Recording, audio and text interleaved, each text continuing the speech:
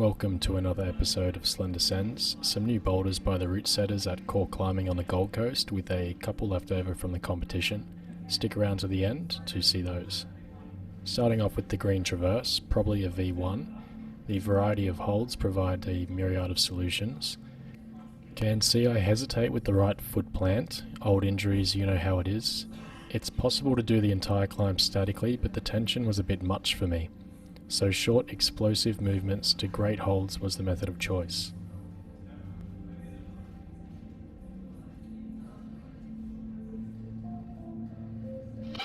The purple now. Notice I'm using footwork to propel my body into the traverse, almost leaning backwards to avoid opening the hips. That way I keep my body close to the wall, placing less strain on my fingers. I'd say this is equal difficulty to the green, with bigger jugs but tinier foot jibs towards the finish. There's one of the negative foot jibs, figuring out where I can get some purchase. I re-evaluate the foot jib and a straight arm swing to the jug, relying on height advantage to avoid the final foot jibs. Slightly different angle with Trai taking advantage of the ample volumes. Before reaching across, you'll see he pulls his body into the wall, increasing the time he has to secure the next hold.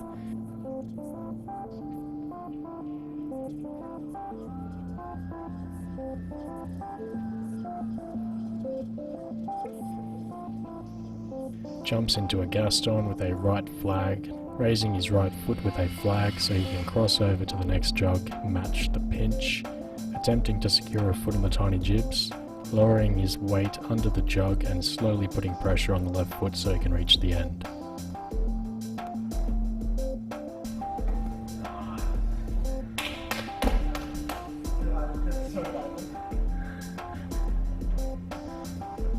This green V2 can be done with a knee bar.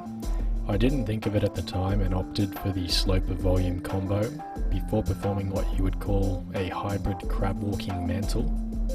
Another aspect of bouldering I love is the variety of opposing forces at any one time. I'm pulling with two limbs and pushing with the others. As I flow through the climb, a pull becomes a push and vice versa.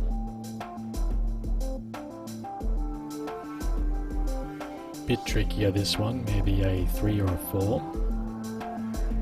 Trai falls into the left pocket, flags to the left and swings to the right jug, bumping immediately to the next hold. Brings his foot back down before swinging his legs around to the right, flagging his left foot. He releases the pocket, falling into another pocket on the underside of that box volume. Lots of core strength here, compressing those holds, bouncing up to the volume with a right arm and then matching before mantling onto the slab section of the climb.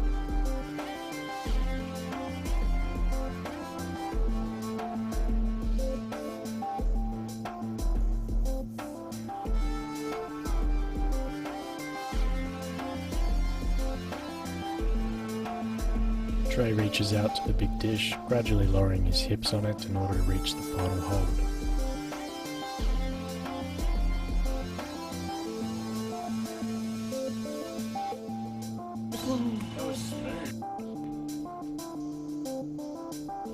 An immediate right flag to fall into the pocket with my left. The left toe hook as opposed to a left flag for the next jug to jug bump. Securing that toe and eyeing off the pocket I'm about to fall into. The toe hook pops, but an engaged core keeps the legs up. There could have been a potential dab on the floor there. A very bunched up position here. I could have straightened my left leg and flagged for stability, but I was desperate to send it after Trai. Reaching the volume and matching to mantle onto the slab.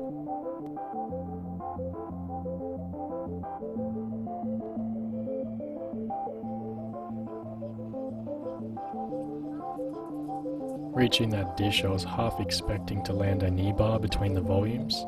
It wasn't to be, so I do the tried and true hip lean to reach the finish. I've seen much more elegant methods of this traverse, mostly feet first. A green V2, it's got a tiny box section through the middle that taller folk struggle with, and so creativity is required. Leaning over with the undercling and pinching a small volume, I'm able to raise my right foot into a toe hook on the starting hold, and this stops me from barn dooring as I quickly reach the mono with my right and fall into a press after releasing the toe hook. Pretty core intensive, that one. My right foot across, I can now reach the pinch and match feet, left to the jog, raise the feet and go for the tall man beta to finish. Same section, different day, a traverse on a slab with footholds that look better than they feel. In hindsight, I think I started this boulder incorrectly.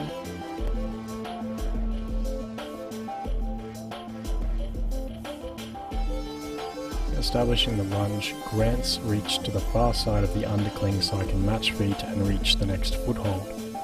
As I go for the wave, watch my right foot dig in while sinking my knee. This is providing counterbalance for the outstretched hand. A quick match, working those hands up, pushing into that right foot to raise my left to match. The foothold around the corner is out of view, so you either risk a peek or poke your foot around. This frees up utility in the left arm to grab the jog. This boulder felt as if I were climbing through it as opposed to up it. Footwork key the entire time. The left pinch turns into a press as I reach across to the rail with my right hand, using the opposing forces to engage my core. A lot riding on that undercling pinch as I work my feet up, converting the rail into a press, and my face is almost touching the wall while shifting my right arm to the next pinch. Sorting my feet at this point, my legs are doing 90% of the work.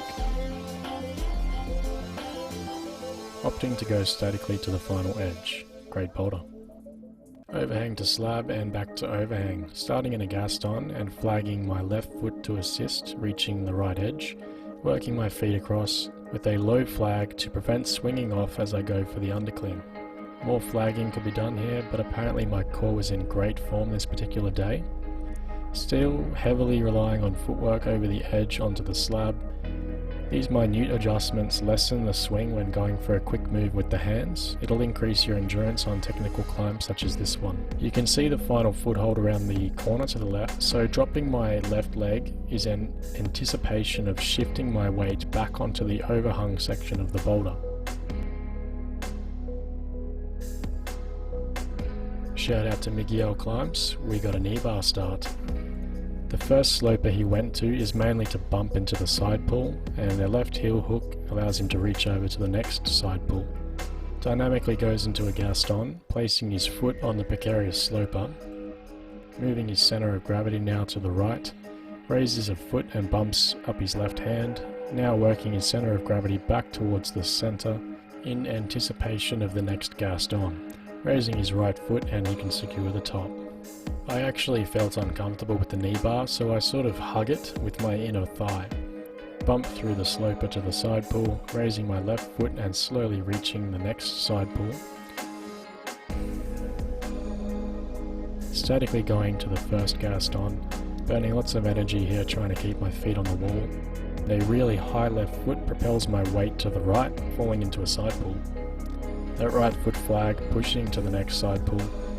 Some footwork edging my weight back into the center, into the second Gaston. Interesting few moves here as I almost eject myself from the wall. Where'd you go? Just up the wall. Next V2 looks like a bunch of random holds put there for safekeeping, but no, it is actually a climb and this is my first attempt. The triangular holds are striped, dual tack, and so very slippery as you will soon see. The right flag stabilizes my center of gravity as I rush my right hand from the undercling into side pull.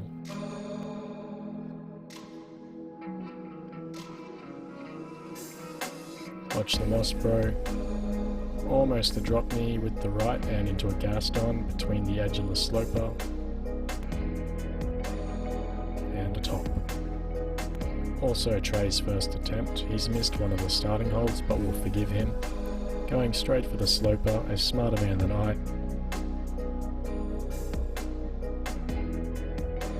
And then he opens his hips, mantling into a Gaston. Secures the top rail, but is searching for some friction for his left foot. Wedges it between the hold and the wall to top. This was the comp boulder that's performed above average for the channel, as a short clip you can view here. Thought I'd include my second go at this, as it has subtle differences to the first time. During the comp I thought I could span the first move, but abandoned it and match above my head instead. I'm able to pull it off this time though with less pressure, finding a comfortable position to make some adjustments, increasing altitude, 90% legs here. Engaging a side pull to work my left hand up. Here's another difference, I use the far volume to engage 90% legs again. securing a toe onto the foot jib and kick off my right into the knocking arrow position, leaning into a press on the final hold. Trai with a different method. His right arm is already in a good position to support his left to the crimp, reaching the side pull with ease, micro adjustments, increasing altitude and such.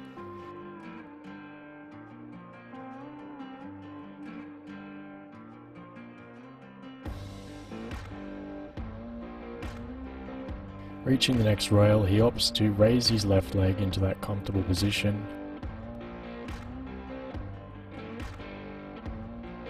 working his hands up and then moving his left foot onto the foot jib as he slips into a flag, an arrow knock, and rocking into the press finish.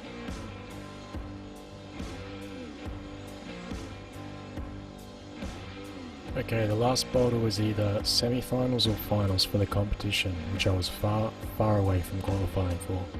Great holds, but there's some distance between a few of them. The starting jug is blocked, so it's a sloper. You can see I'm really trying to find the best position on the thing. Crossing over before committing to the Gaston, a right foot to the starting sloper so I could fall into a match on the jug.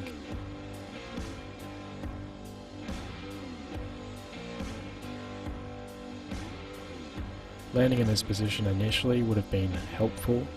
I've actually jammed my foot in the crack and it looks like I'm chilling out, but no, my foot is actually stuck.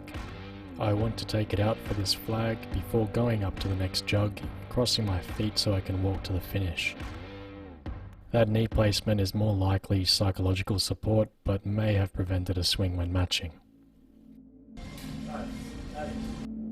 Cheers for watching. If you enjoyed the content, let me know. Consider subscribing if you made it to the end, and if you have any ideas you want to see, have a chin wag with me in the comments. See you in the next one.